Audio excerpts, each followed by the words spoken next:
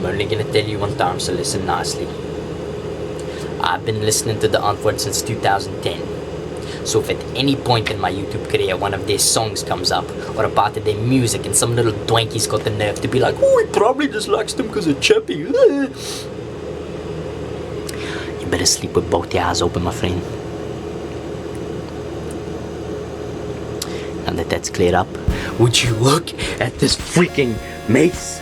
So for a long time, a lot of you guys have been asking me which weapon that I have made would I most like to carry around in the zombie apocalypse to defend myself. Now for a long time, the bone splitter has been way at the top. Nothing really else came near it because for one, it dishes out an incredible amount of damage. For two, it doesn't have a sharp edge on it, so you don't have to maintain the edge and like sharpen it over and over because it's made to crush and fracture things. And also with that same dull edge thing, it's really difficult to injure yourself with it. Like imagine you just killed 5 zombies somehow. You got through a fight with 5 zombies using a machete, and then you're about to put it away into your sheath and you just nick yourself on the finger. You just survived 5 zombies and then you killed yourself, like because you got zombie blood in your finger. That would suck. That's not going to happen with the bone splitter, and that's why it's been all the way at the top for this whole entire time. Now, I'm not saying this thing beats out the bone splitter completely in every aspect, but what I am saying is that this thing has given the bone splitter the closest thing to a run for its money that it's even gotten from any of my other weapons, at least that I can remember right now, as far as, you know, things that I would like to carry around in a zombie apocalypse that I made.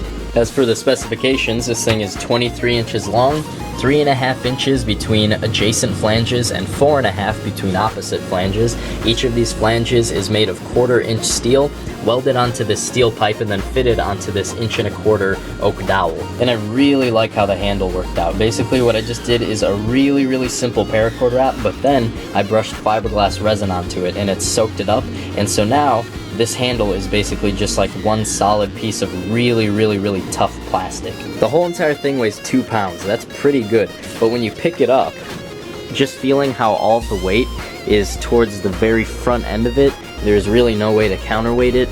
It feels a lot heavier than 2 pounds, but I mean, it's a mace. If you want a light bludgeoning weapon, it's called a stick.